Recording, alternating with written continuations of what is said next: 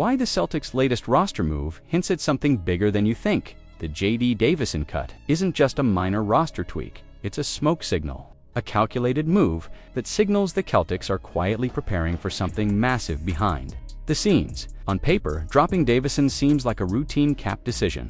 A fringe player, buried on the depth chart, squeezed out by the new second apron penalties. But look closer, and you'll realize it's part of a far more ambitious maneuver.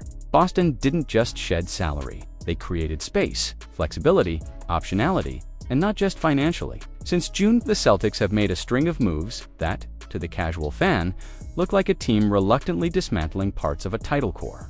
But this isn't about subtraction. This is surgical repositioning. Holiday and Porzingis didn't just walk out the door because of tax penalties. They were moved with surgical precision to set up a future that no one outside the front office fully understands yet. JD Davison? Sure, he was just a G League MVP, but that's not the point. His release drops Boston under the second apron. Yes, but more importantly, it gives them a rare asset in today's league, an open roster spot and breathing room under a brutal cap structure. Why does that matter? Because Boston might now be one of the only true contenders in the NBA with actual flexibility, while other elite teams are handcuffed by the second apron. Trapped with no path to improvement, the Celtics just cracked open a door most teams can't even approach. And here's where it gets intriguing. Jayson Tatum is out. The timeline for his return is vague. That would scare most teams. But for Brad Stevens, it may be a blessing in disguise. Without Tatum, the team gets a trial run, an extended evaluation period to see what they have in Jaylen Brown as the lead dog, to test their young pieces, and to identify exactly what kind of reinforcement they'll need when the trade window opens. So what's next? That empty roster spot is gold. It could be used for a last-minute veteran signing, surprise trade addition, or even a buyout market splash. It's a card Stevens can play whenever he wants.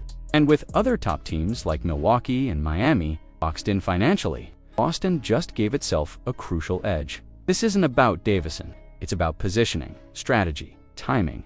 The Celtics are still in championship mode, but they're also playing the long game. And now, with the second apron behind them and 1 foot in the future, they've given themselves a path most teams can't dream of. Don't mistake quiet for complacent. Something big is coming, and Boston just made sure they're the ones writing the script. Celtics waive JD Davison and quietly trigger a roster shift with massive hidden implications.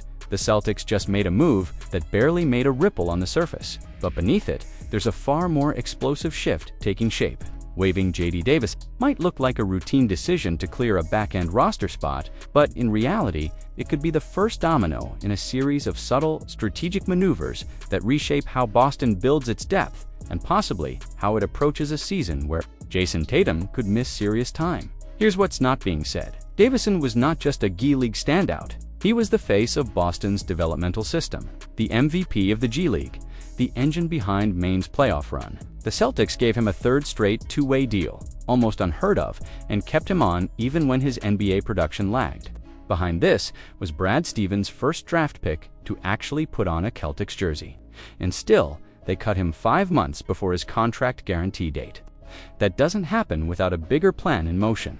Financially, the move barely moves the needle. Davison's $2.3 million was already non-guaranteed, and cutting him only slightly eases second apron pressure. So why now? Because Boston isn't just playing the salary game. They're playing the flexibility game. Clearing Davison opens an extra training camp slot, and more importantly, it opens room for a 2-for-1 trade, or the sudden signing of a player who doesn't fit into the traditional cap puzzle. It also gives Boston a tiny cushion beneath the dreaded second apron, which unlocks creative maneuvering that wasn't possible days ago.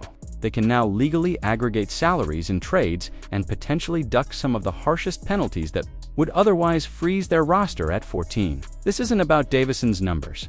It's about timing. Because here's what matters. Jayson Tatum is not expected to be ready for the start of the season. That means Boston will be down a key body, and keeping the 15th spot open might no longer be a luxury. Suddenly, that empty chair on the bench has value again, and this move might hint at something bigger lurking beneath the surface. Rumors of Ben Simmons, the rise of Charles Bassey, trade chatter around Simons. All of it now exists in a slightly different context.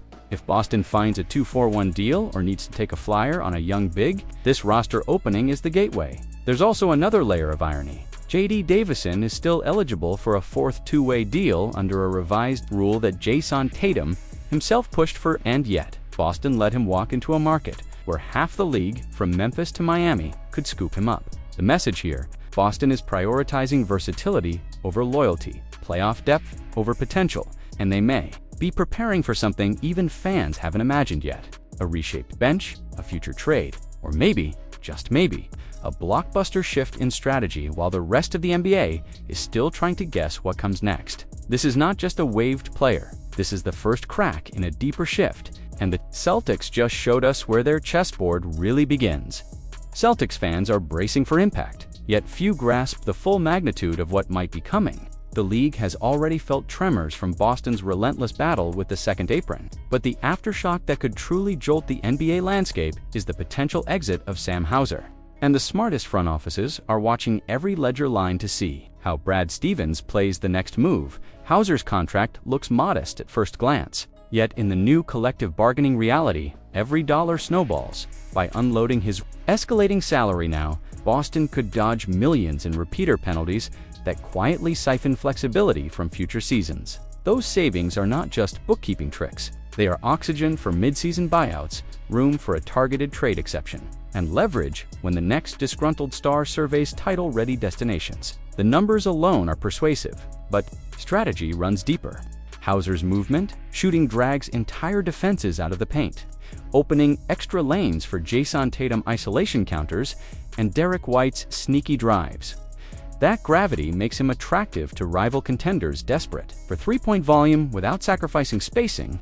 A bidding war for a specialist on an affordable annual average could flip Boston's short-term loss into a long-term gain.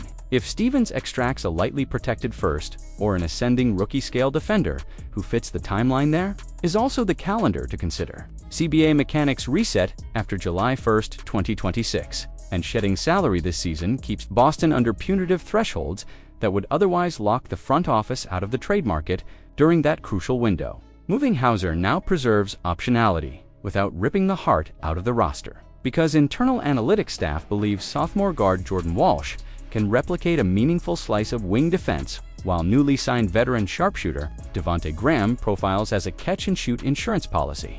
Most importantly, parting with Hauser might accelerate the path to a different kind of upgrade. Multiple executives believe the Celtics are quietly stockpiling assets to chase a front court shot-blocking savant who becomes extension eligible next summer. Freeing cap room and gathering picks today is the only realistic route to land that player when the sweepstakes start. Fans remember how last offseason began with whispers before Porzingis arrived in green. History could rhyme in February. So do not read a potential Hauser trade as a surrender. View it as the franchise playing three-dimensional chess against a rulebook designed to clip dynasties before they bloom. If Stevens cashes in the shooter at peak value, the payoff could be a deeper bench, cleaner books, and one more star orbiting Tatum's prime. The question is not whether Boston can survive without Hauser. The intrigue lies in how much stronger they might become because of it.